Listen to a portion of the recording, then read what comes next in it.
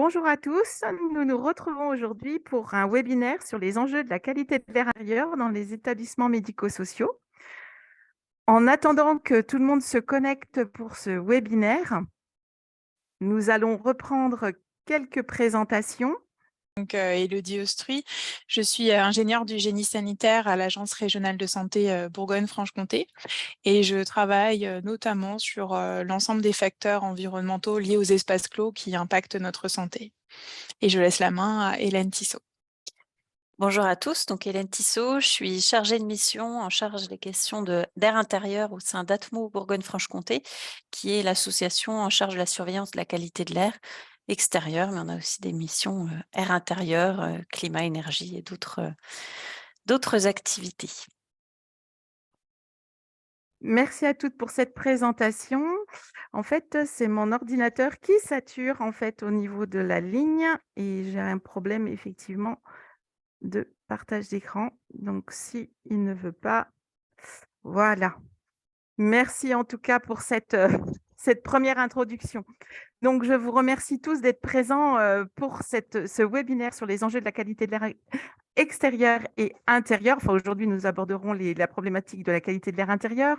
Et nous avons créé cet événement car le 14 octobre dernier, c'était la journée nationale de la qualité de l'air, bien évidemment, extérieur et intérieur.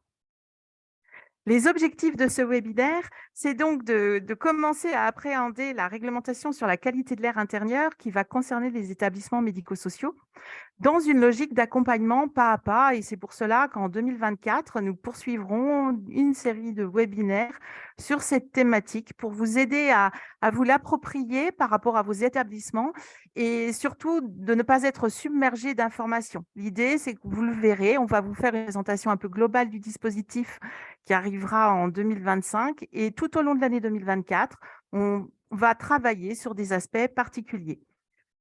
Aujourd'hui, c'est vraiment comprendre les enjeux liés à la qualité de l'air extérieur et intérieur, ainsi que, j'ai oublié de préciser, les enjeux sanitaires, bien évidemment. Et nous aborderons les points de vigilance à avoir quand on parle de qualité de l'air intérieur, en même temps que travaux de rénovation énergétique et ou actions d'économie d'énergie. Donc, au programme, vous aurez Élodie Austruy qui s'est présentée donc en introduction pour nous parler des enjeux sanitaires, hein. Puis Hélène Tissot d'Atmo Bourgogne-Franche-Comté évoquera le futur dispositif réglementaire, nous présentera également le lien entre air extérieur et air intérieur, hein, en nous parlant d'un outil développé par Atmo Bourgogne-Franche-Comté, l'outil AirProx. J'enchaînerai ensuite avec les actions d'économie d'énergie ou les travaux de rénovation énergétique à avoir quelques points de vigilance vis-à-vis de la qualité de l'air intérieur. Puis nous terminerons plutôt ce webinaire par un temps de questions-réponses. Alors, quelques informations pratiques. Ce webinaire est enregistré et tous les supports de présentation ainsi que le replay seront mis à disposition d'ici quelques jours sur le site internet du Pôle Énergie et aussi sur le site internet Reset. Vos caméras et vos micros sont donc coupés. Vous pouvez utiliser le chat pour poser vos questions. Donc, pour ceux qui nous rejoignent au sein du programme régional RESET, c'était un programme mis en place en 2021 à l'initiative de l'ARS Bourgogne-Franche-Comté, de l'ADEME ainsi que de la Banque des Territoires. C'était une action concrète du 3e plan régional santé et environnement qui se poursuit dans le PRS Bourgogne-Franche-Comté. Les objectifs de ce programme, bien évidemment, c'est de vous informer et de vous accompagner dans la transition énergétique et écologique du monde de la santé. Tout d'abord, en travaillant sur l'efficacité énergétique des enveloppes des bâtiments et des équipements, vous accompagner pour la mise en place d'énergies renouvelables, mais aussi traiter le confort et la qualité de l'air intérieur pour les occupants de vos établissements. Et depuis le PRSE 4, nous intégrerons les thématiques du risque radon et du risque légionnel. Ce programme régional est donc animé par le pôle énergie Bourgogne-Franche-Comté, qui est un centre de ressources régional de la construction et de la rénovation durable. Pour en savoir plus sur les missions du pôle énergie Bourgogne-Franche-Comté, vous pourrez cliquer sur les liens à travers la présentation. Pour porter ce programme régional, nous sommes 3. David Boileau, coordinateur du programme, moi-même sur la partie énergie santé au sein du programme RESET, et nous sommes accompagnés de Lynn Audrey, conseillère en transition énergétique en santé, apprentie à l'ARS. Les actions et les missions du programme RESET, c'est un ensemble d'actions qui vous sont proposées, d'informations, de conseils, aussi de mise en place de formations, d'accompagnement des lauréats d'un appel à manifestation d'intérêt RESET, et on essaye de vous construire des outils pour vous permettre de vous approprier ces nouvelles thématiques. Et il y a un aspect coordination des conseillers en transition énergétique et écologique en santé. Donc, en Bourgogne-Franche-Comté, nous serons au nombre de 14 lorsque tous les recrutements seront terminés. Et ce réseau, ce sont des nouveaux profils métiers qui arrivent dans les établissements médico-sociaux et aussi les établissements sanitaires pour vous accompagner dans la transition énergétique et écologique. Les partenaires de ce programme, donc l'ARS, l'ADEME, la Banque des Territoires, mais aussi la CNSA et la NAP. Si vous n'êtes pas encore membre du programme RESET, je vous invite à aller sur notre site internet et devenir membre. Comme ça, vous recevrez les informations et vous aurez aussi plus accès à de la documentation et des outils pour vous aider sur ces thématiques que nous portons. Je vous propose donc de commencer par les enjeux sanitaires liés à la qualité de l'air intérieur et je vais donc passer la parole à Élodie Austry de l'ARS Bourgogne-Franche-Comté. Merci beaucoup, Karine. Donc, effectivement, j'ai une quinzaine de minutes pour balayer avec vous les enjeux sanitaires liés à la qualité de l'air intérieur. Donc, si tout va bien, j'ai la main et la diapo passe. Est-ce qu'elle passe? Non, elle passe pas. Je recommence. Ah, ça y est. Tout d'abord, voilà, un premier temps pour repositionner un petit peu le contexte, parce que c'est important de comprendre finalement l'environnement dans lequel on vit et dans lequel on passe le plus de temps. Parce que finalement, plusieurs études ont permis d'évaluer le temps qu'on passe dans des espaces clos. Aujourd'hui, il évolue entre 80, 85, voire même 90% de notre temps, finalement, que l'on passe dans des espaces qui sont plutôt confinés, alors que ce soit chez soi, dans son milieu de travail, dans sa voiture ou dans les transports en commun.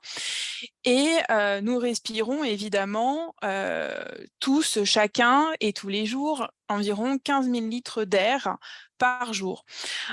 Donc, il faut comprendre que finalement, parmi ce gros volume d'air respiré, il y en a 85% qui est issu de ces espaces plutôt confinés où s'accumulent les polluants.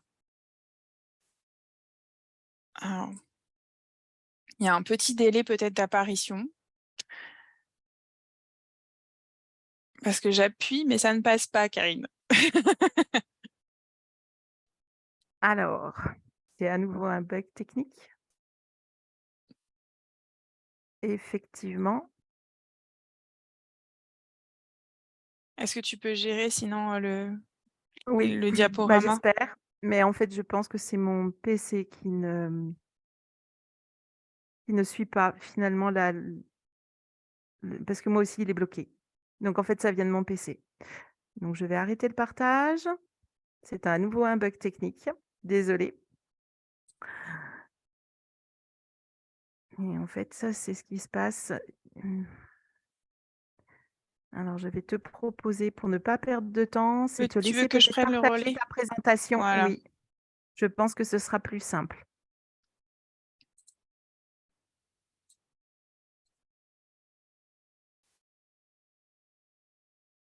Voilà. C'est bon, nous la Tac. voyons. Parfait. Donc, je disais que nous respirons tous les jours 15 000 litres d'air par jour. Et donc, finalement, c'est 12 700 litres d'air qui sont en réalité issus de ces espaces confinés où s'accumulent les polluants. Parce que finalement, dans cet environnement intérieur, l'air est plus pollué pour plusieurs raisons. Tout d'abord parce que il y a plus de polluants à l'intérieur qu'en extérieur. Il faut comprendre que finalement, la concentration qu'on peut avoir en extérieur est équivalente à celle qui a la même composition en intérieur, mais viennent s'accumuler aussi tous les polluants produits par les sources issues de ces environnements intérieurs. Donc, on a à peu près l'équivalent de l'air extérieur, plus tout ce qu'on vient produire lié aux bâtiments, à nos équipements, à nos activités. De plus, ces polluants sont de nature très diverse, on verra tout à l'heure, mais on peut avoir des polluants de nature physique, chimique, biologique ou encore radiologique, et qui se trouvent la plupart du temps dans des concentrations plus importantes à l'intérieur qu'à l'extérieur du fait du confinement du bâtiment. Malheureusement, donc certains de ces polluants-là aujourd'hui sont connus pour avoir certains effets sanitaires qu'on va voir juste après. Tout d'abord, donc la pollution de l'air intérieur est générée par des sources multiples qui peuvent être dépendantes du bâtiment lui-même, de l'environnement dans lequel ce bâtiment s'inscrit et des activités, des modalités d'occupation ou même des équipements attraits à ce bâtiment. Donc là, vous avez en fait une représentation d'une maison, d'un logement, mais en réalité, les questions qu'on peut se poser vis-à-vis des différentes sources de pollution peuvent aussi s'appliquer évidemment dans un milieu professionnel, type établissement médico-social. Donc vous avez une partie des polluants qui sont issus de l'environnement extérieur dans lequel s'inscrit le bâtiment. Alors tout ce qui est polluant de l'air intérieur, vous en avez déjà probablement entendu parler, les particules fines, l'ozone, dioxyde de soufre. Souvent, quand il y a des pics de pollution, c'est des messages de recommandations sanitaires qu'on peut entendre vis-à-vis aussi bien de son activité extérieure que vis-à-vis de son bâtiment. Vous avez le radon, qui est un gaz radioactif qui est issu d'un phénomène tout à fait naturel, mais néanmoins aujourd'hui relativement présent en Bourgogne-Franche-Comté. Et puis évidemment aussi tous les polluants issus des sols contaminés. Les activités humaines qu'on réalise au sein de ces bâtiments peuvent être également à l'origine de certaines émanations, notamment tout ce qui est activité de nettoyage, de cuisine, l'utilisation aussi de parfums d'intérieur, bougies, encens, qui sont producteurs de polluants de l'air intérieur, nos modalités d'occupation, évidemment, les matériaux de construction et de décoration, puisqu'aujourd'hui, on est en capacité d'évaluer la production finalement de certaines substances chimiques relatives à certaines peintures, moquettes, vernicoles. C'est pour ça que vous avez aujourd'hui des étiquetages d'informations sur ce type de produits. Et puis, autre source principale de polluants, les équipements liés aux ameublements, mais également à des dysfonctionnements au niveau de la ventilation et climatisation. Donc, que ce soit des problèmes de réglage ou un manque d'entretien, mais néanmoins non négligeable. Et puis, tout ce qui est également appareil à combustion, principalement pour le risque monoxyde de carbone. Donc, parmi finalement toutes ces sources de pollution, ce qui est important, je vais juste revenir sur cette diapo, c'est finalement de comprendre que chacun d'entre nous sommes exposés à différentes catégories de polluants en même temps et sur le long terme, puisque on passe beaucoup de temps dans ces espaces tout au long de notre vie. Donc, c'est important finalement de comprendre à ce moment-là l'environnement global dans lequel on évolue. Donc, parmi les familles de polluants, vous avez donc des polluants de type biologique. C'est le cas, par exemple, des moisissures. Alors, c'est vrai qu'en ARS, on travaille également sur la lutte contre l'habitat indigne. On est fréquemment observateur, justement, de problématiques dans les logements de moisissures. Aujourd'hui, on estime entre 15 et 20% des logements en France qui présentent des moisissures visibles. Donc, c'est quand même une problématique relativement prégnante en France. Mais également, vous pouvez retrouver des polluants type allergènes d'acariens, virus. On en a beaucoup parlé pendant la crise Covid. Il ne faut pas oublier effectivement que ça reste des polluants de l'air intérieur. Vous avez également une famille de polluants plutôt physiques comme le radon, qui est donc un gaz, les particules fines qui vont provenir essentiellement d'environnement extérieur, mais aussi tout ce qui est fibres, par exemple fibres d'amiante. Et puis les polluants chimiques, composés organiques volatiles, semi-volatiles, la fumée de tabac, les oxydes d'azote, les pesticides, etc. Donc, les divers polluants qui sont présents aujourd'hui dans nos environnements intérieurs peuvent affecter notre santé et toucher différents systèmes de notre organisme. Donc c'est vrai que en premier lieu, on a l'habitude de penser, je dirais, à l'impact sur le système ORL, parce qu'on va se dire effectivement qu'on respire ces polluants, ils passent par la voie d'inhalation, et donc c'est effectivement la sphère peut-être la première touchée, où on va observer des symptômes qui seront plutôt réversibles, type irritation, difficultés respiratoires, mais également des symptômes qui seront moins irréversibles et issus d'une exposition plus prolongée, type allergie. De façon un peu moins connue, vous avez d'autres systèmes de notre organisme qui sont également touchés par la pollution de l'air intérieur, notamment donc, le système pulmonaire, ça reste assez logique quand même pour la compréhension globale des impacts sur notre santé, notamment vis-à-vis des irritations, des inflammations qu'on peut facilement observer, mais également par l'apparition de maladies chroniques cette fois-ci, comme la bronchopneumopathie chronique obstructive.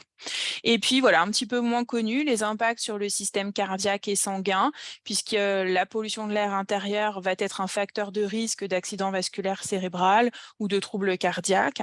Le système cérébral également, avec des symptômes réversibles comme maux de tête ou anxiété, mais également une participation à certaines maladies neurodégénératives comme Alzheimer. Vous avez également le système reproducteur qui peut être touché par ce type de polluants. Là, donc, on rentre dans la catégorie des perturbateurs endocriniens dont vous avez peut-être déjà entendu parler, qui vont potentiellement pouvoir impacter la fertilité, le risque de fausse couche, etc. Et puis sur la population, je dirais, plus spécifique du nourrisson, vous pouvez, enfin, en tout cas, observer certains impacts liés à des retards de croissance ou sur le développement intellectuel de l'enfant. Donc voilà, on est tout de même sur une appréciation très global de l'impact sur la santé sur un très grand nombre finalement de nos organes vitaux, à savoir que vous avez aussi des conséquences sanitaires secondaires liées à certains symptômes comme les maux de tête, l'anxiété, qui vont favoriser la fatigue, le risque d'accident ou d'affection à caractère mental. Et puis vous avez aussi tout ce qui est maladies infectieuses, bien entendu, avec les polluants biologiques dont on a parlé dans la diapositive d'avant. Donc finalement, là, on présente un peu le panel des symptômes que l'on connaît en lien avec les polluants de l'air intérieur, mais évidemment, les effets sur la santé vont dépendre de différents facteurs. Donc, notamment la nature du polluant en lui-même, puisque certains polluants vont avoir un effet plutôt irritant, de nuisance en réalité, et puis d'autres vont vraiment avoir des effets type cancérigène.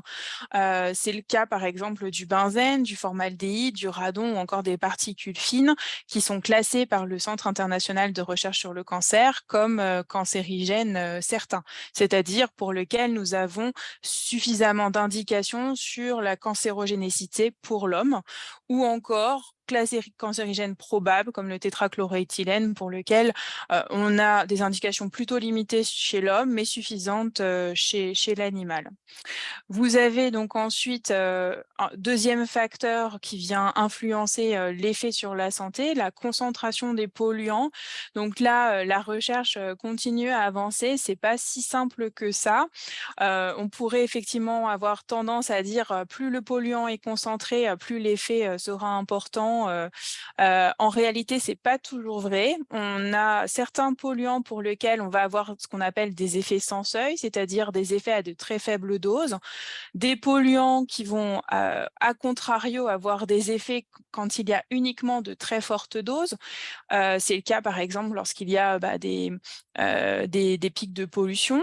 Et puis, vous avez des polluants comme les perturbateurs endocriniens pour lesquels on va finalement avoir un effet bien identifié, mais à partir d'une concentration qui n'est ni faible ni maximale, mais voilà, qui reste selon une parabole finalement assez variable en fonction de la concentration.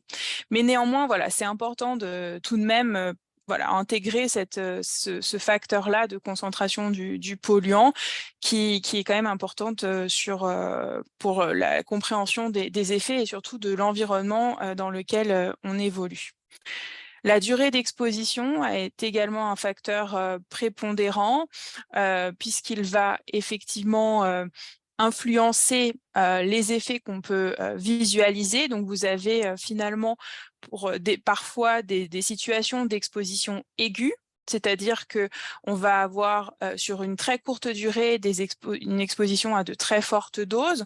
C'est le cas souvent lorsqu'on est sur un événement accidentel, type, alors soit événement industriel, mais aussi ça peut être lorsque, par exemple, vous renversez un produit chimique dans votre établissement, tout d'un coup, vous allez être saisi par des difficultés respiratoires, des picotements au niveau des yeux. Donc là, on est plutôt sur une exposition aiguë qui reste réversible et malheureusement, parfois, des expositions moins perceptibles parce que plus faible concentration sur de très très longues durées de vie, où là, on va avoir des maladies plutôt chroniques. En tout cas, on est dans un système d'exposition chronique.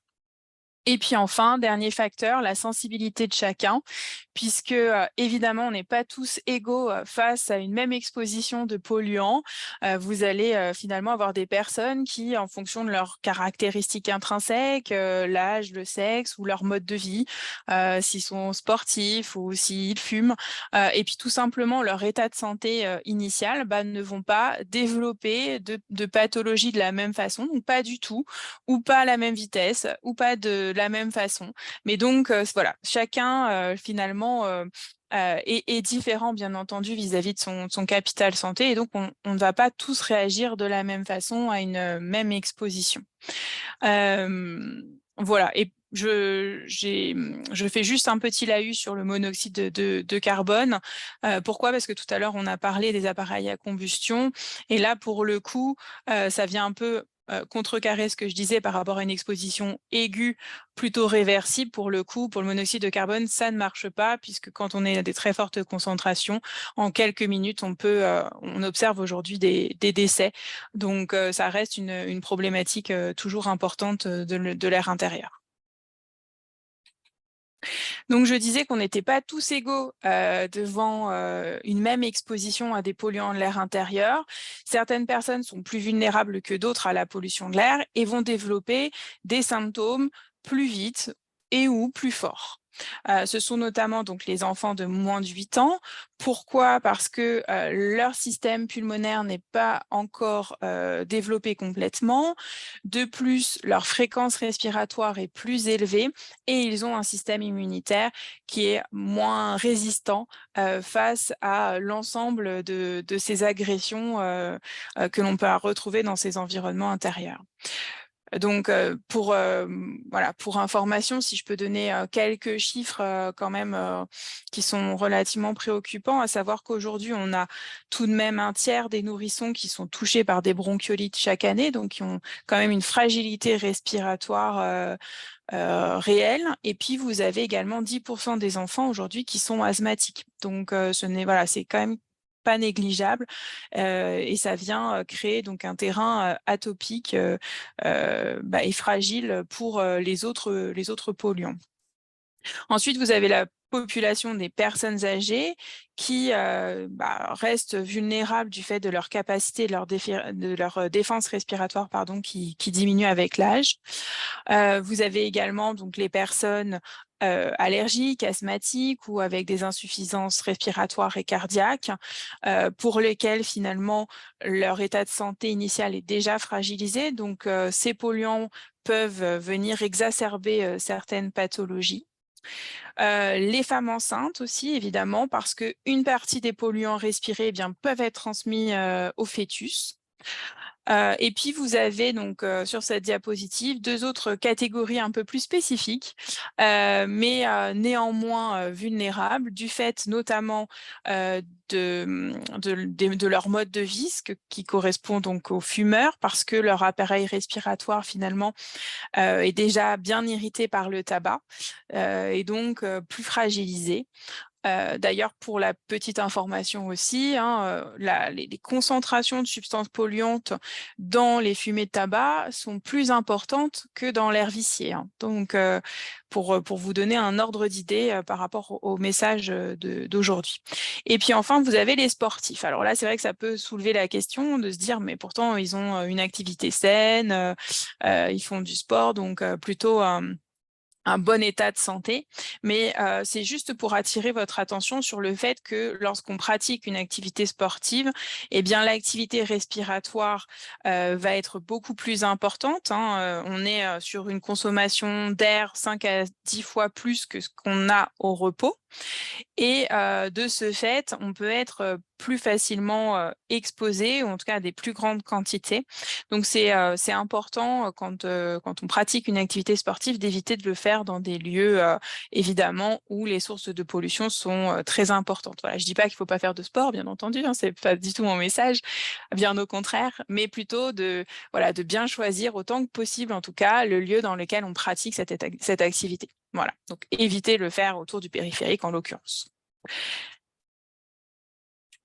Alors, en quelques chiffres, pour vous donner aussi un ordre d'idée sur l'impact sanitaire en termes de données de santé, aujourd'hui en France, on recense plus de 28 000 nouveaux cas de pathologie chaque année liés à la qualité de l'air intérieur et environ 20 000 décès qui seraient attribuables tout ou partie à la qualité de l'air intérieur, soit près de 55 décès par jour. Donc, c'est absolument pas négligeable. Pour faire un laïus vis-à-vis du cancer du poumon, la pollution de l'air intérieur et notamment le polluant radon reste la deuxième cause aujourd'hui de cancer du poumon après le tabac et reste également impliqué dans de nombreuses pathologies respiratoires comme l'asthme qui aujourd'hui est une pathologie très prépondérante au sein de la population française puisqu'elle représente un tiers d'entre nous. Et enfin, pour vous donner une idée du coût socio-économique d'une mauvaise qualité de l'air intérieur en France, l'étude que vous trouvez du coup en bas de la diapositive a estimé ce coût à hauteur de 19 milliards d'euros par an. Donc, il faut prendre conscience, ça reste donc une estimation, mais qui néanmoins ne repose que sur 6 polluants, alors que depuis le début de ma présentation, je pense qu'on en a cité bien plus que 6. Mais néanmoins, donc ça reste pour l'étude en tant que telle. Mais donc on est sur 6 polluants et l'étude tient compte notamment d'un coût externe, donc d'un nombre de vies perdues ou en mauvaise santé, et également évidemment de l'impact sur les finances publiques, que ce soit de la prévention, du soin ou encore de la recherche. Voilà, et j'en termine juste pour vous présenter ou en tout cas vous indiquer l'existence de cette étude qui me semble intéressante pour le webinaire d'aujourd'hui, qui a été réalisée donc par l'Observatoire national de la qualité de l'air intérieur et le Centre scientifique et technique du bâtiment entre 2019 et 2021, donc relativement récente, sur laquelle pendant laquelle 97 établissements sanitaires et médico-sociaux ont été enquêtés, pour lesquels il y a eu des mesures sur un certain nombre de paramètres de la qualité de l'air intérieur. Donc, on est plutôt quand même sur des paramètres physiques ou de confort, type température et hygrométrie. À noter tout de même que dans la majorité des établissements, les valeurs guides réglementaires qu'on peut avoir sur le formaldéhyde ou le benzène sont bien respectées, mais qu'on a un peu plus de problématiques sur un établissement sur 5 pour lequel on a des dépassements en particules fines de 2,5 microns. Voilà, je ne rentre pas forcément dans le détail de cette étude, mais si cela vous intéresse, vous avez sur le site de l'OQAI l'intégralité du rapport d'étude à votre disposition. Voilà, je vous remercie de votre attention et puis je laisse la main à Karine s'il y a des questions, notamment. Merci Élodie pour cette présentation. Je te laisse départager l'écran et Hélène pourra ainsi prendre le relais. Au niveau des questions, vous pouvez utiliser le chat, bien évidemment, pour les poser, mais je vois qu'il n'y a pas de questions sur cette partie enjeux sanitaires. Vous présenter les enjeux sanitaires nous paraissait très important parce qu'avant de parler, réglementation, vous comprenez que que le contexte réglementaire a déjà un sens et ce premier sens, c'est déjà protéger la santé de tous. Alors là, comme c'est une réglementation portée par le code de l'environnement, elle va s'intéresser plutôt aux résidents, mais vous l'avez bien compris, cela s'intercroise avec le code du travail pour protéger aussi les salariés et on fait un gagnant-gagnant finalement quand on se préoccupe de la qualité à l'intérieur d'un établissement. Donc, Hélène Tissot d'Atmo Bourgogne-Franche-Comté va nous présenter les grands piliers de la réglementation qui va paraître comme nouvelle pour les établissements médico-sociaux en 2025, mais on a déjà du recul parce qu'elle est appliquée dans d'autres types d'établissements. Et nous aborderons un des premiers piliers qui est le lien entre qualité de l'air extérieur et qualité de l'air intérieur. Hélène, je te laisse la parole. Merci. Merci. Donc effectivement, je vais enchaîner ce premier sujet sur la réglementation et je continuerai ensuite sur voilà, l'exemple avec l'air extérieur, comment ça peut influencer notre environnement. Donc tout d'abord, c'est vrai que c'est un enjeu sanitaire, on l'a bien vu au travers de l'exposé d'Élodie, qui est quand même en prise de conscience croissante au fil des années, qui du coup s'inscrit dans une réglementation. Il y a aussi des éléments, qui ne sont pas de l'ordre du jour d'aujourd'hui, mais dans le code du travail sur, l'exposition aux produits chimiques, sur la ventilation et aussi dans le domaine privé par rapport à la ventilation ou, à l'information des consommateurs. Ici, on va bien être sur, les établissements qui reçoivent du public, et leurs obligations, en termes de réglementation. Donc c'est un dispositif qui existe depuis, 2011, donc pas si récent que ça, mais qui a subi 2 évolutions, dont la dernière fin 2022, qui a permis de remettre en ordre un petit peu l'ensemble des blocs pour vraiment, avoir un objectif clair qui est de créer un plan d'action et de prévention de la qualité de l'air intérieur. C'est vraiment avoir, un ensemble d'éléments qui permettent de construire, voilà, tout un système d'actions, qui sont, des fois très simples, qui sont des fois du bon sens et pour, voilà, prévenir, ce risque, de mauvaise qualité de l'air intérieur, pardon. Donc il y a différents éléments qui le composent, donc que je vais, détailler par la suite.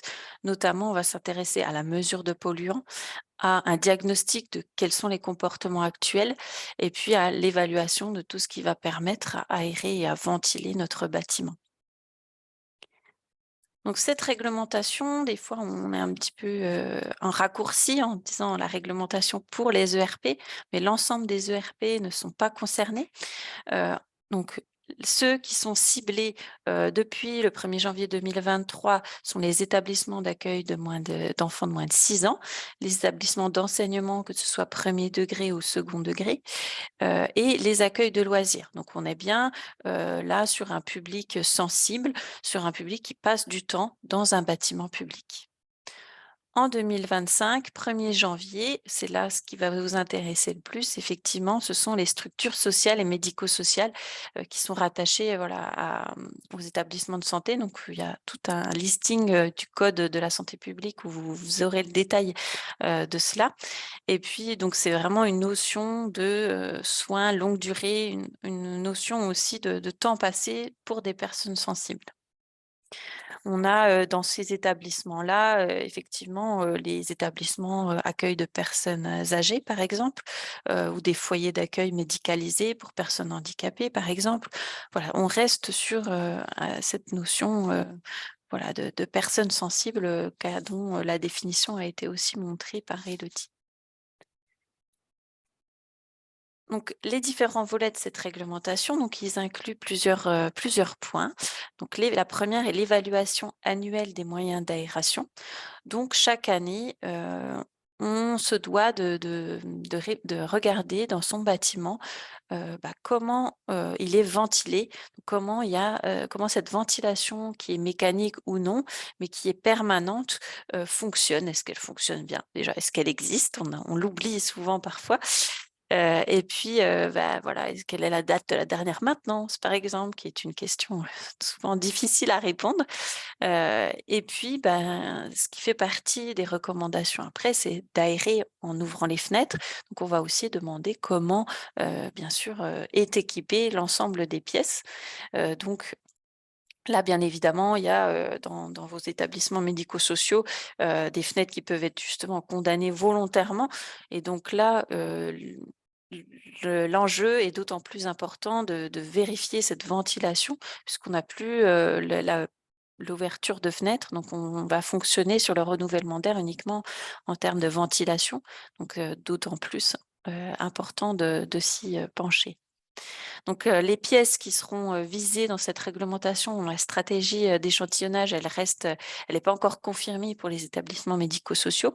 L'échéance est en 2025, on n'a pas les textes complets pour répondre à cette question, mais, toutefois, voilà, on se doute que ce sont les pièces, de vie, et de présence, des patients. Heu donc, outre ces vérifications d'ouvrants et examens visuels de la ventilation, il y a également dans la réglementation actuelle une mesure à lecture directe du taux de CO2. Voilà pour essayer d'avoir cet indicateur de renouvellement de l'air et de voir, en fonction aussi de tel comportement, est-ce que si, j'aère, est-ce que si je quitte, la pièce, ça baisse bien? Enfin, comment est, cette donnée, peut varier aussi, en fonction de l'occupation et de mon action finalement. Si, on peut prendre un exemple sur, la mesure, de CO2, voilà ce que ça peut donner. Donc ça, c'est dans le cadre d'une crèche. Donc ça peut vous donner très facilement, voilà, du lundi au vendredi, on voit bien les périodes, d'occupation des locaux. Ah non, c'est classe, cet exemple-là. Dans une salle de classe, on voit bien, les taux de CO2 qui augmentent, vraiment de façon, cohérente et simultanée à une occupation de pièce. Des baisses des fois dans la journée, les récréations, les aérations qui peuvent, exister et les baisses, entre midi et 2 à la pause, déjeuner.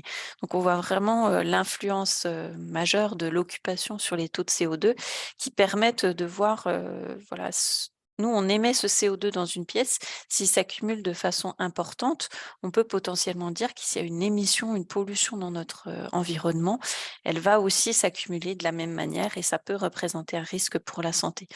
Donc c'est vraiment, on l'a vu aussi, avec le Covid, hein, cette mesure de CO2 était utilisée, puisque, si notre voyant était rouge, il y avait, un risque, aussi d'accumulation dans l'air, du virus Covid. Donc voilà, il y a plusieurs, là c'est un exemple de capteurs, mais à voyant lumineux qui reste assez, ludique et compréhensible, avec un système tricolore, heu et qui nous permet de dire si on dépasse les différents seuils, préconisés. Donc effectivement aussi, ce taux de CO2, suivant, la pièce, il y a aussi il faut également comprendre en fait ce qu'on va mesurer et l'information que l'on en tire. Parce que l'exemple, est facile dans une classe ou, une salle de classe, il y a 20 élèves, voir si, la salle, son volume est aussi, cohérent avec l'occupation. Si on monte trop en termes de CO2, est-ce qu'on n'a pas une suroccupation de la pièce? Et inversement, dans un grand volume, s'il y a une ou 2 personnes, le taux de CO2 ne va plus être, pertinent puisqu'il va quand même avoir du mal à monter et à s'accumuler ou toutefois s'il s'accumule à des niveaux élevés, c'est qu'il y a vraiment un souci. Donc il y a vraiment aussi voilà ce décalage d'usage, de et de taux de CO2 après relevé. Un autre volet, est cet autodiagnostic. Donc là, c'est vrai que on a vu notre système de ventilation, comment on pouvait aérer. Maintenant, on s'intéresse à l'environnement intérieur, à l'environnement extérieur et au comportement aussi que l'on peut avoir, dans notre bâtiment.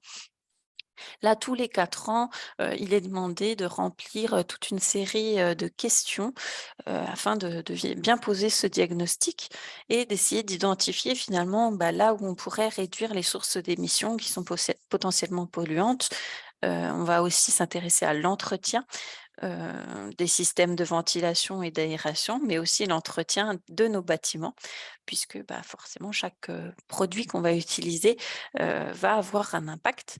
Et là, on va faire vraiment le lien avec les services d'hygiène, parce que c'est eux aussi qui vont avoir ces questions voilà, d'objectifs sur l'aspect hygiène et propre, de la propreté dans le bâtiment.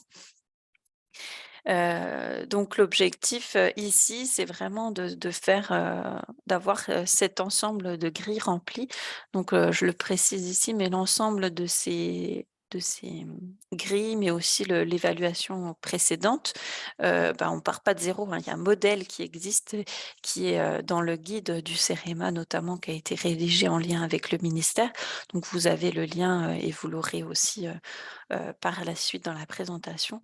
Mais c'est vraiment l'ensemble est construit et puis est là pour accompagner et aider sur ce diagnostic. La difficulté ici, c'est qu'on va faire interagir de nombreuses parties prenantes de notre bâtiment, puisque le bâtiment et la qualité de l'air ne sont pas dépendantes que de l'occupant, ni du propriétaire. On a vu au travers des différentes sources qu'effectivement, suivant le bâtiment, l'aménagement, le système de chauffage, et puis aussi suivant l'occupation et les produits qu'on peut utiliser au quotidien, et là c'est vraiment l'occupant qui va être impliqué. L'ensemble de ces parties prenantes aura son rôle à jouer pour améliorer la qualité de l'air intérieur. La campagne de mesure, parce que c'est vrai qu'il y a un certain moment, il est quand même bon de savoir quel est vraiment le niveau de polluants dans notre bâtiment. Donc, il y a une obligation de réaliser une campagne de mesure des polluants chimiques à certaines étapes de vie de notre bâtiment. C'est-à-dire qu'on ne va pas le faire n'importe quand, on va essayer de viser une période qui est à risque pour la qualité de l'air intérieur. Et là, on va appeler un organisme accrédité COFRAC pour nous le faire sur un certain référentiel précis. Donc, autant les autres étapes sont faites pour être gérées par le propriétaire ou l'exploitant, autant celle-ci va avoir recours à un organisme extérieur. Donc l'objectif, c'est de réaliser ces campagnes à la fin d'une étape clé qui est globalement en fait une modification de notre bâtiment qui peut impacter l'air intérieur, donc globalement des gros travaux. Et là, on va s'intéresser à faire des mesures à réception de ces travaux, c'est-à-dire quand on va réintégrer, quand les occupants vont réintégrer le bâtiment, eh bien, est-ce que la qualité de l'air à laquelle est-ce qu'on les expose à des nouveaux matériaux? Est-ce que du coup, on les expose aussi à des polluants qui n'étaient pas présents auparavant? Donc voilà, est-ce que notre environnement est toujours sain ou pas? Et ça, c'est l'objectif de ces mesures. Quelques exemples d'étapes clés, c'est pas exhaustif, mais par exemple, il y a la notion de gros travaux, donc la livraison d'un bâtiment neuf, d'une rénovation énergétique. Une notion petits et moyens travaux, où là, on sera plus sur des changements de revêtement de sol ou de plafond, par exemple. Et puis une notion sur le changement aussi d'action sur les locaux. Par exemple, c'est vrai que si un, un bureau devient une chambre, on n'a pas la même occupation, pas la même durée d'occupation, donc forcément, la ventilation n'est peut-être pas non plus adaptée. Et là, on va demander à confirmer que la qualité de l'air est toujours préservée. Donc on va s'intéresser plutôt sur les polluants chimiques, plutôt formaldéhyde, qui est un des polluants de l'air intérieur, un des polluants majeurs, et puis le benzène que l'on retrouve aussi plutôt issu de combustion, mais qui est aussi visé dans cette réglementation, notamment par rapport aux risques sanitaires dont a évoqué Élodie. Effectivement, ce sont 2 polluants qui sont cancérigènes certains. Donc, on fait des mesures et bien sûr, il y a des seuils qui sont préconisés pour s'y référer, pour voir un petit peu où on se situe. Est-ce que le risque est, est, Est-ce qu'il y a, ça représente un risque? Et dans ce cas-là, il y a des actions d'investigation complémentaires, des actions concrètes à mettre en œuvre pour baisser l'exposition, pour baisser les seuils. Et donc là, effectivement, il y a des actions à faire. Il y a même une information du préfet si les niveaux sont réellement très élevés. L'indice de confinement au travers de la mesure de CO2 est aussi demandé. Donc là, c'est d'une autre façon que la mesure à lecture directe du CO2, où là, c'est vraiment à titre d'expérience un peu, on teste, l'occupant va tester, voir un petit peu comment ça réagit en occupation de pièce, s'il aère ou pas. Là, cette mesure à réception, c'est plutôt sur une notion d'une semaine de mesure, plutôt une mesure de fond un petit peu pour voir on ne pourrait pas dire long terme sur une semaine, mais sur une période plus significative, voir quel est le renouvellement d'air sur cette période-là. Une fois qu'on a eu ces 3 éléments, il faut construire son plan d'action. Donc un plan d'action, il est valable 4 ans et va permettre d'avoir des actions concrètes sur notre bâtiment et des fois plus globales aussi qui vont nécessiter peut-être des investissements ou autres. Mais des fois, ça va être des actions aussi très simples comme renforcer l'aération, réaliser les maintenances de son système de ventilation de façon annuelle, nettoyer des bouches. Voilà, ça va être des choses vraiment plus concrètes. Donc, il faut vraiment voir comme un dispositif qui peut aussi s'intégrer dans un autre dispositif de prévention des risques ou voilà, d'amélioration à l'exposition santé environnementale aussi. On peut faire des liens entre ce plan d'action air intérieur avec d'autres actions qui sont menées et des fois, voilà, ce sont des initiatives qui sont déjà en cours qu'on peut valoriser dans ce plan d'action. Par exemple, le CEPIAS, effectivement, travaille sur des nouvelles modalités en termes d'hygiène et qui aura un impact sur la qualité de l'air intérieur, un impact positif, bien entendu, notamment réduisant les sources de pollution par rapport à l'entretien des locaux. Donc, voilà, ce sont aussi des fois des choses qui existent déjà, qu'il faut mettre en avant et qu'il faut retranscrire dans ce plan d'action pour en faire voilà, quelque chose de plus concret et pour répondre à cette réglementation. Donc voilà pour cette première partie. Je vais peut-être laisser un temps de questions-réponses. Merci Hélène. Oui, tout à fait. Quelques questions sont arrivées dans le chat et je pense qu'il est plus judicieux d'y répondre dans la foulée. Alors, je vais commencer par une question fort pertinente qui demandait si en fait le sujet des capteurs de qualité de l'air dans les établissements de santé serait abordé. Là, j'ai répondu en fait à tous. C'est vrai qu'on pourra en reparler dès qu'on aura la stratégie d'échantillonnage et on pourra aborder cette question des appareils de mesure. Mais ça, je pense qu'on le fera plutôt en 2024. Aujourd'hui, c'est vraiment la première pierre, à l'édifice, c'est de vous accompagner sur ces enjeux sanitaires et de poser un peu les bases et effectivement, vous pouvez tout à fait suggérer à travers le chat des points que vous souhaiteriez voir abordés au cours de l'année prochaine pour qu'on puisse vous accompagner dans l'appropriation de cette thématique. Une autre question, est-ce que les ESA, TME, hébergement seront concernés en 2025 par le dispositif QAI? Et ça rejoint aussi une autre question sur les résidences autonomie où je laisserai Elodie répondre. Bonjour, les résidences autonomie pour personnes âgées dont seule la salle de restauration et les communs sont définis en ERP, sont-ils soumis en 2025 au dispositif QAI? Le reste étant du domaine privatif. Je n'aurais pas la réponse exacte à ces Hélène, questions. est-ce que Vas-y. tu peux revenir peut-être sur la diapositive où tu présentes les types d'établissements par rapport au texte? Ouais, merci. Voilà, donc effectivement, ça c'est cadré dans les textes. Aujourd'hui, on attend tout de même une instruction beaucoup plus précise qui va, à mon avis, venir lister les établissements soumis à la réglementation avec notamment les codes APE.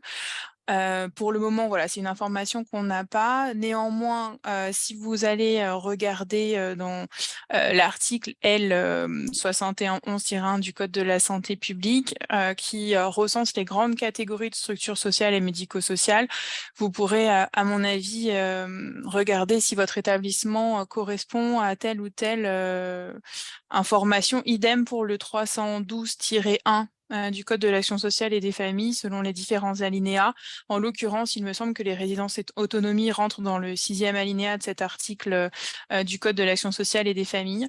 Mais voilà, en tout cas, c'est c'est une information qui reste à repréciser puisqu'on pose le cadre des établissements médico-sociaux et sociaux qui vont rentrer dans la réglementation.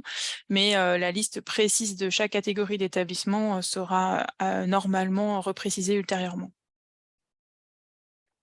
Merci Elodie pour ce complément. Et une autre question, est-ce qu'il y aura un lien avec le remplissage du DAMRI? Donc, c'est justement les travaux que nous menons en cours avec le CEPIAS pour éviter de démultiplier les outils et au contraire qu'ils soient plutôt complémentaires dans une vision globale de gestion du bâtiment. Donc ça, on en saura plus. Les travaux sont en cours, on en saura plus en 2024. Hélène, je te relaisse la main pour poursuivre justement la partie qualité de l'air extérieur et intérieur. Merci. Donc effectivement, on a bien vu, les enjeux, air intérieur, la réglementation et maintenant c'est vrai que dans notre bâtiment, il n'est pas non plus, dans un environnement, extérieur forcément très sain. Donc on va le voir, tout de suite au travers des temps. Donc déjà juste pour rappel, l'air extérieur, c'est beaucoup d'azote, beaucoup d'oxygène et finalement très peu d'autres gaz, moins d'1%. Et c'est dans ce moins de 1% que se cache, l'ensemble des polluants, qui auront, un impact, qui peuvent avoir un impact sur notre santé. Donc effectivement, cette présence, du coup, se retrouve, en faible proportion comparée au reste, mais c'est pas pour autant que l'impact sanitaire est nul, comme, Élodie l'a mentionné aussi. Donc dans notre environnement, intérieur, que l'on soit, dans un établissement médico-social, une école, dans une, bibliothèque ou à notre domicile, c'est vrai qu'on est sur ces mêmes sources extérieures donc mêmes sources de pollution. Donc effectivement, l'air extérieur, représente quand même un enjeu fort puisque suivant l'environnement dans lequel on va se retrouver et on va le voir au travers d'exemples, heu, bah, l'air qui nous entoure va quand même, de façon, obligatoire, rentrer dans notre bâtiment. Donc il faut voir comment, gérer cela et comment limiter au mieux cet impact, de l'air extérieur. On a vu bien entendu, les autres, sources de pollution air intérieur, au niveau du bâtiment, de l'aménagement et des matériaux de construction, mais aussi au niveau de nos activités. Donc là, on va voir cet aspect-là, environnement extérieur. Donc notre, air intérieur est influencé, comme je disais, par le bâtiment, mais aussi par rapport à son pour pas qu'en fait là, dans l'objectif de l'air extérieur qui rentre, en air intérieur, l'étanchéité, plus ou moins bonne de notre bâtiment va faire qu'il y a cette entrée, de pollution, permanente, heu, à maîtriser. Les activités aussi dans le sens où effectivement, quand on va ouvrir les fenêtres, suivant la qualité de l'air extérieur à ce moment-là, ça peut impacter. Et puis, l'environnement extérieur plus que l'air là, dans ce sens-là, ce serait plutôt de dire, effectivement, autour de mon établissement, j'ai peut-être une industrie, j'ai peut-être un trafic routier important, une installation de combustion, une station-service par exemple. Comment gérer, au mieux ces différents, éléments? Donc cette gestion, en fait, au mieux de l'environnement extérieur, c'est un petit peu ce qu'on appelle maintenant, l'urbanisme favorable à la santé. Donc c'est vraiment, avoir, cette approche environnementale et cette approche presque sanitaire, on va dire, aussi de l'urbanisme qui nous entoure. Donc effectivement, dans un monde idéal, quand on va faire une nouvelle construction, eh bien, on pourrait être dans la possibilité de choisir l'endroit le plus adéquat suivant l'établissement qu'on va construire et les personnes qui vont l'occuper et donc qui vont avoir dans notre cas, en tout cas, ici, peut-être déjà des problèmes respiratoires ou une pathologie qui fait qu'on va essayer de ne pas aggraver leur exposition et leur pathologie. Et donc, même pour les constructions actuelles, voilà, s'intéresser à ce qui existe peut permettre d'alimenter des réflexions.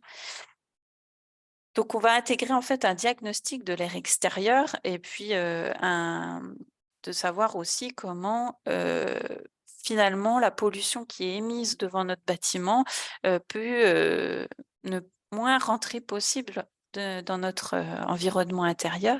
Et là, la dispersion en fait de ces polluants va être importante.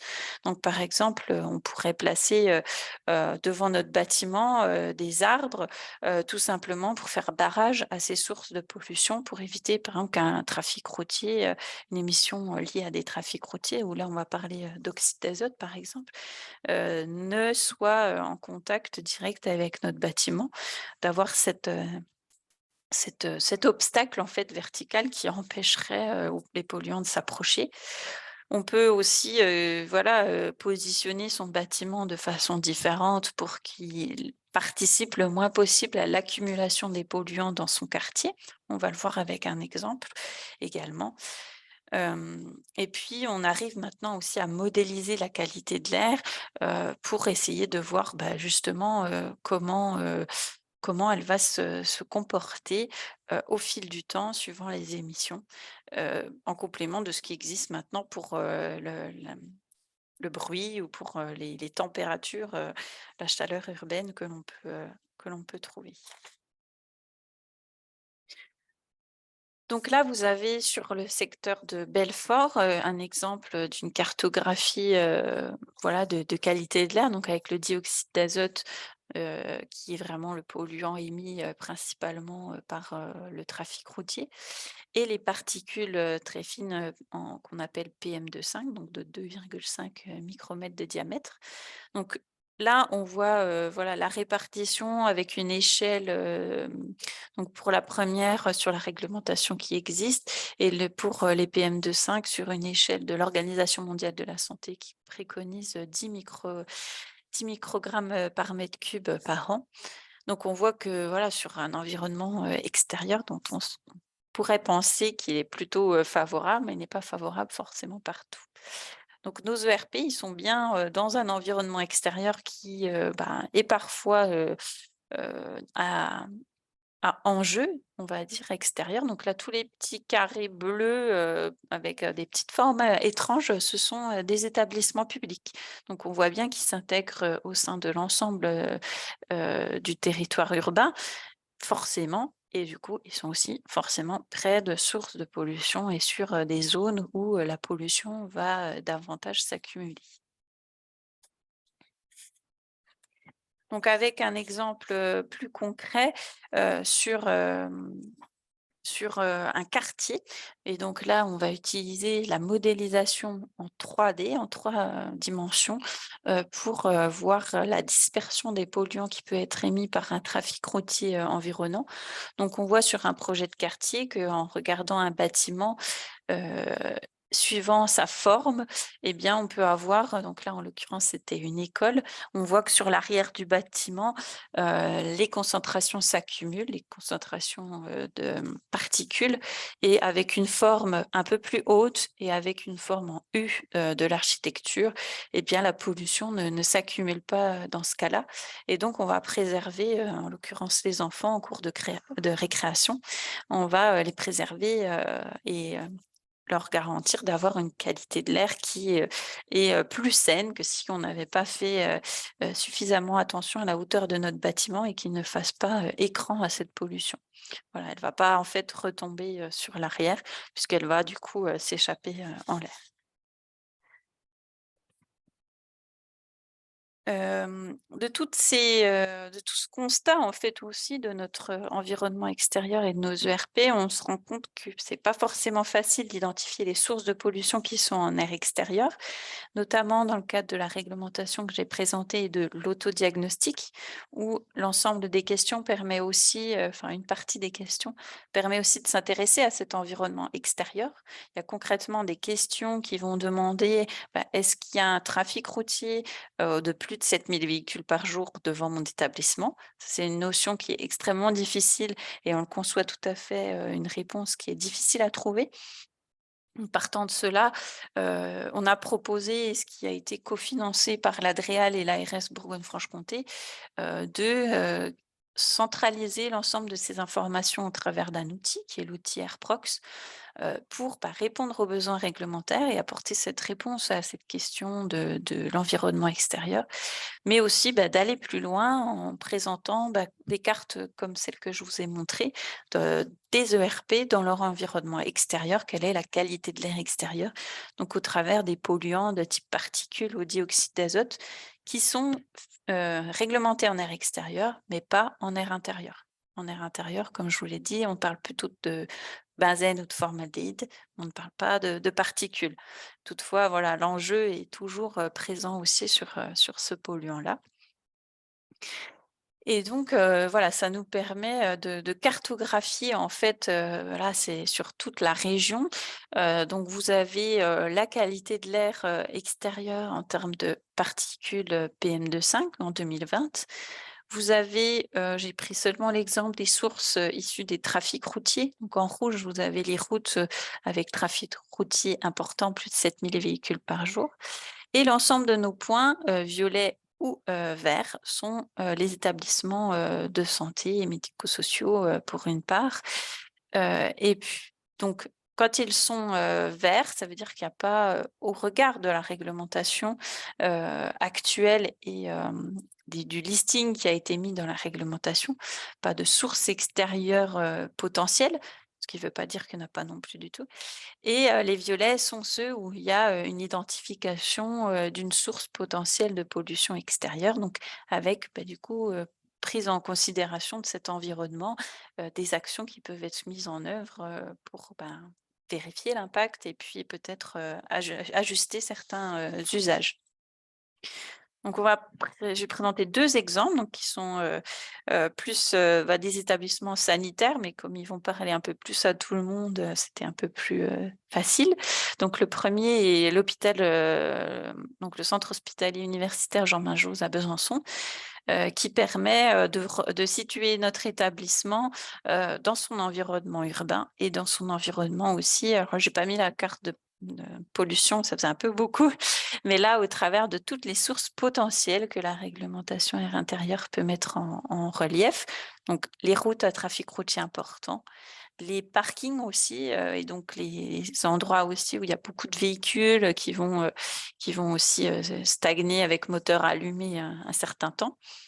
Et tout ce qui est aussi, installation, industrielle de bois, de fabrication, de carton, de papier, industrie métallurgie, sidérurgie par exemple, tout ce qui est industrie chimique ou pétrochimique et aussi des installations de combustion, hein, par exemple une usine d'incinération ou une chaufferie, même une chaufferie bois.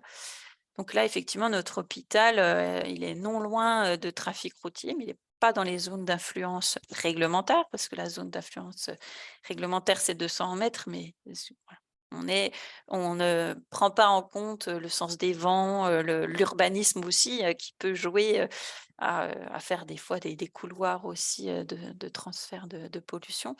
Voilà, ça reste, une théorie, mais ça permet déjà d'avoir cette première approche. Et par contre, voilà, l'hôpital est aussi à proximité d'usines, d'installations de combustion et d'industries, pétrochimiques et parachimiques. Donc voilà, ça permet de prendre conscience ici, il y a plusieurs cercles d'influence puisque là, il faut être c'est à 3 kilomètres, une industrie est considérée avoir son influence. Si on rajoutait les vents, bien sûr, ce serait un petit peu différent, mais ça donne, c'est déjà cette première, approche. Autre exemple, l'hôpital Nord-Franche-Comté Donc ici, qui a un peu moins d'influence finalement, non loin aussi de trafic routier important et dans une zone d'influence d'installation de combustion. Et donc là, effectivement, cet environnement, voilà, effectivement, il n'aurait pas fallu le mettre plus près d'une route pour pas, voilà. Ça permet déjà quand on est, en l'occurrence, c'est un projet qui est un hôpital qui est pas très ancien, donc on peut avoir le choix effectivement d'implanter son bâtiment et de se questionner sur l'environnement dans lequel on va l'implanter. Donc en résumé, par rapport à cette approche de l'urbanisme, bien prendre en compte les sources émettrices, l'orientation et les dimensions de notre édifice, parce que tout peut avoir une influence, sur cette accumulation. Les formes urbaines, les aménagements aussi à proximité, parce que du coup, plus pour l'existant, on peut, effectivement travailler encore sur, la création d'écrans. Et puis, bah, les conditions météorologiques, parce que le vent et puis, les températures vont aussi influer ceci. Donc maintenant qu'on est conscient de son environnement extérieur, on va essayer aussi de ne pas faire que, ces polluants entrent le moins possible ou du moins soient maîtrisés. Donc là, il y a 3 voies d'entrée de l'air extérieur dans notre bâtiment. Il y a les défauts d'étanchéité dont j'ai pas commencé à parler. Effectivement, là, les caractéristiques de notre enveloppe bâtimentaire et de l'étanchéité, des infiltrations qu'il peut y avoir vont être importantes. La ventilation, quelles caractéristiques, quel type, le taux de renouvellement de l'air, voilà, la prise d'air neuf, où elle se situe. Est-ce qu'elle se situe côté rue ou est-ce qu'elle se situe plutôt sur une partie moins, moins exposée aux pollutions extérieures? Les différences de pression aussi qu'on peut avoir dans notre bâtiment par rapport à l'air extérieur, ça c'est ce qui est aussi important. La présence de filtration, il y a des systèmes de ventilation qui ont des systèmes de filtration, donc à bien gérer, on va le voir. Et puis l'aération, là on est plus sur, un comportement et du coup il y a cette influence, suivant, la fréquence, la durée d'ouverture, du coup d'impact. Donc ces voies d'entrée, ce qu'il faut, voilà, avant de conclure en dernière slide, effectivement, prendre soin de sa ventilation, c'est vraiment un enjeu important puisque c'est finalement, quelque chose qui est permanent et continu et qui permet, de renouveler cet air, intérieur. Donc, c'est vraiment un aspect à ne pas négliger. Donc, déjà s'assurer du bon respect de la réglementation et des règles de l'art, lors de l'installation de ce système et puis lors de sa maintenance et de sa pérennité. Et donc là, demander un contrôle du bon fonctionnement à livraison, mais aussi veiller à mettre en œuvre les bonnes préconisations aussi de prise d'air par rapport à l'environnement extérieur. Renforcer, ça c'est l'entretien et la maintenance de ces systèmes. Ça reste un point véritablement sur le long terme à ne pas négliger.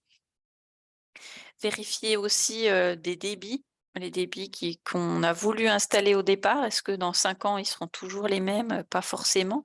Et sur des installations où le système de ventilation a, 10, 15, 20 ans, déjà se rappeler qu'il y en a une et qu'elle fonctionne et vérifier qu'elle fonctionne. Et après, voir, les débits, s'ils sont toujours ceux à quoi on s'attend et ceux, qu'on espère. Et puis les systèmes de filtration, il existe, si notre environnement extérieur est vraiment pollué, des filtrations au niveau des particules, des pollens ou des spores de moisissure qui sont, importants à mettre en œuvre aussi, pour, préserver, nos occupants, de ces polluants. Donc l'aspect aération des locaux, effectivement, là je reviens encore dessus, mais c'est vrai que c'est quand même important. On l'a vu pendant la période de covid, hein, ça a quand même bien, aidé à réduire les contaminations. Surtout quand, les ventilations étaient, défectueuses. Donc, si on n'a pas l'un, il faut vraiment que l'autre fonctionne bien. Donc, voilà, si on n'a pas de ventilation, il faut pouvoir aérer et si on ne peut pas aérer, il faut que cette ventilation, soit fonctionnelle. Et puis, effectivement, même en double flux, hein, aussi, l'aération reste importante, notamment quand il y a une émission ponctuelle et forte de polluants en air intérieur. Je pense, voilà, on fait, le ménage dans nos locaux. Il est important d'aérer, qu'on soit en double flux ou en simple flux ou sans ventilation du tout. Mais c'est une émission ponctuelle et le système de ventilation, il est là pour renouveler de façon permanente et continue, mais pas quand il y a une pollution spécifique et du coup un enjeu, entre guillemets, une concentration qui augmente de façon importante. Voilà pour cet aspect lien air extérieur, air intérieur. S'il y a des questions. Merci Hélène pour toutes ces précisions. On va prendre un petit temps d'échange par rapport à plusieurs questions. Alors, une question a été posée si on pouvait avoir la liste de nos établissements en violet sur la carte. Donc ça, je pense que c'est un travail qu'on pourra faire via le programme Reset. Donc nous contacter et nous, on se rapprochera d'Atmo Bourgogne-Franche-Comté. L'idée est bien là, c'est de vous accompagner dans l'appropriation de cette réglementation, dont un des volets est d'avoir cette conscience des sources de pollution dans un rayonnement assez proche de votre établissement. Une autre question d'ailleurs, Alors je précise juste effectivement que c'est un outil qui est gratuit, donc effectivement et donc voilà, il y a pas c'est toujours l'aspect coût qui intéresse aussi et je vous comprends. C'est que voilà, au travers, des échanges avec, le programme Reset et le pôle énergie, on mettra à disposition les données et on améliorera aussi, voilà, si vos établissements ne sont pas actuellement dans la carte, on pourra les rajouter sans souci. et justement, tu anticipes en fait sur ma deuxième question qui était dans la même thématique, c'était la question de savoir qui pouvait accéder à l'outil AirProx. Et comme vous l'avez compris, on est en train de construire les outils pour vous permettre de répondre au mieux à cette réglementation en étant prêt en janvier 2025. C'est le travail qu'on mène au niveau du programme Reset. Donc, nous avons un accès et c'est ce qu'a répondu en fait Hélène, justement, de pouvoir vous accompagner sur ces étapes et de compléter, d'enrichir aussi la base de données pour mieux répondre à ce volet sur les sources de pollution extérieure. Une autre question, est-ce qu'il y aura des mesures à mettre en œuvre par les établissements concernant l'air extérieur? Alors là, Hélène, je te laisse compléter sur la partie benzène. Alors, si tu peux me répéter la question? Parce que du coup, Est-ce qu'il y je suis aura pas des sûre. mesures à mettre en œuvre par les établissements concernant l'air extérieur? Alors, des mesures en termes de mesures de polluants, oui, il sera recommandé effectivement si on a une source de pollution avérée sur l'air extérieur, de mesurer du coup le benzène notamment en air intérieur pour voir si ces sources extérieures vont influencer l'air intérieur. Donc, elles sont à un niveau de recommandation, voilà. Puis sachant qu'il y a aussi une surveillance extérieure de certains polluants, notamment le benzène.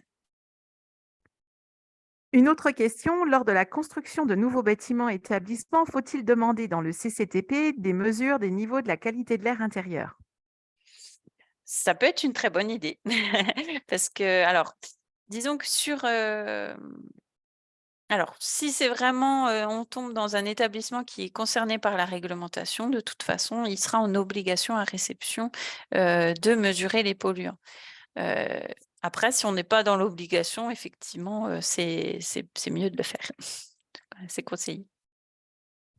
Et enfin, une dernière question sur cette partie-là. Alors peut-être une question sans réponse. Est-il préférable, petit a, d'installer son bâtiment à distance des polluants de l'air extérieur, relativement isolé, typiquement l'hôpital Nord-Franche-Comté, et d'augmenter la pollution de l'air par l'augmentation du trafic routier, ou deux, à proximité des axes de circulation avec plus de polluants, mais une meilleure accessibilité en transport décarboné?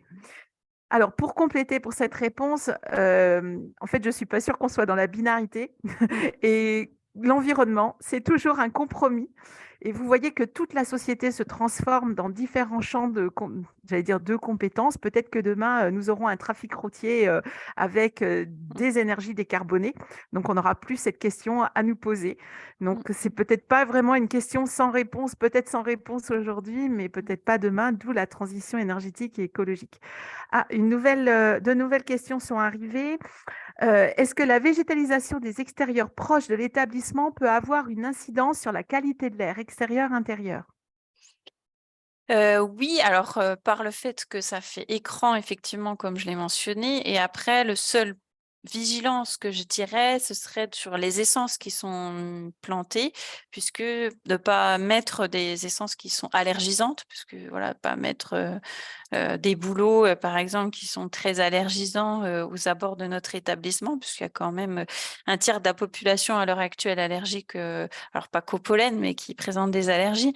Donc attention aux essences, mais sinon, il y a que du positif à remettre, de la végétation, aussi par rapport, aux îlots de chaleur et cetera. Enfin, voilà. Et une dernière question qui est arrivée, donc justement, c'était un complément d'une précédente, mais qui rejoint ce que tu viens d'évoquer, Hélène. Est-ce qu'il y aura des actions à mettre en œuvre en lien avec l'urbanisme sur les mesures barrières des polluants extérieurs, exemple végétalisation? Effectivement, lorsqu'on a un bâtiment, il n'est pas décorrélé ni déconnecté de son environnement extérieur, et d'avoir une approche globale est tout à fait pertinent pour faire effectivement des écrans tout en réfléchissant sur les essences, comme l'a bien spécifié Hélène. On le fait plus facilement avec le bruit, mais c'est vrai que maintenant pour, la qualité de l'air, on commence à y venir aussi et à des exemples concrets là-dessus. Ouais. Merci Hélène, je te laisse départager l'écran, je vais repartager le mien pour donc aborder cette dernière partie du webinaire.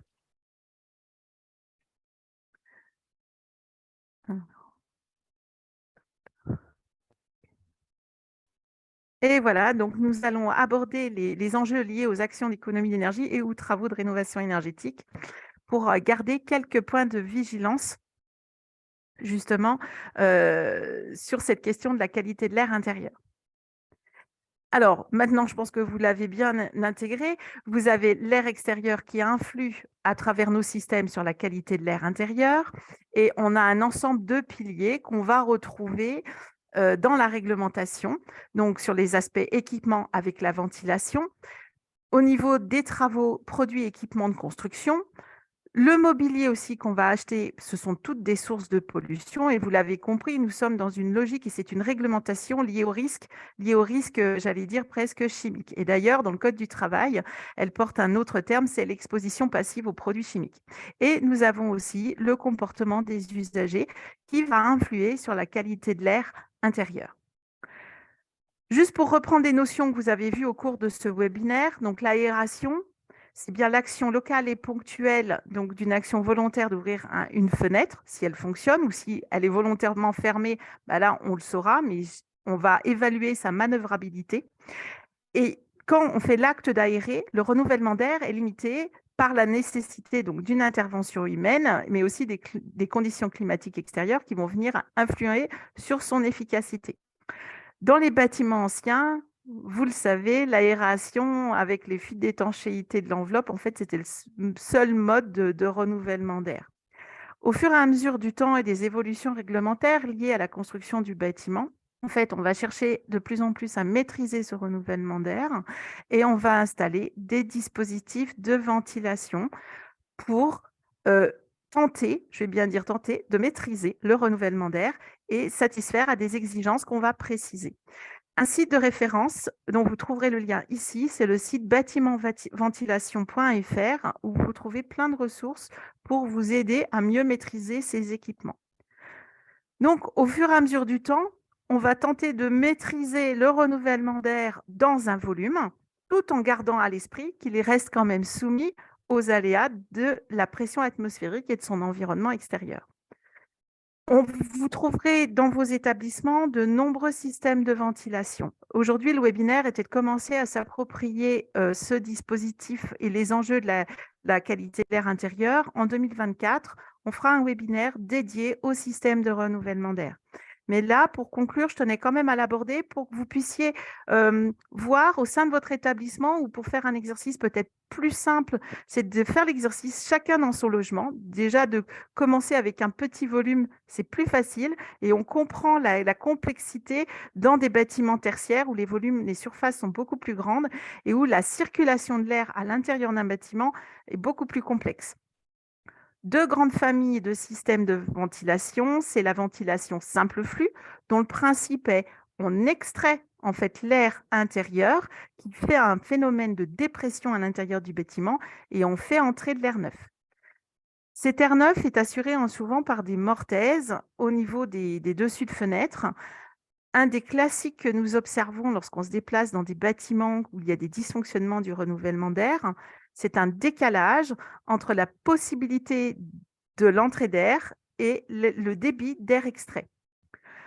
Une autre famille de systèmes de renouvellement d'air, ce sont les ventilations mécaniques double flux, où là, on va insuffler un débit entrant et extraire par équivalence ce débit sortant.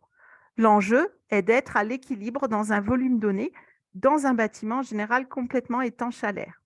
Donc, il ne faut pas de défaut d'étanchéité, sinon vous comprenez que vous allez faire un déséquilibre dans le bâtiment entre l'air extrait et l'air insufflé.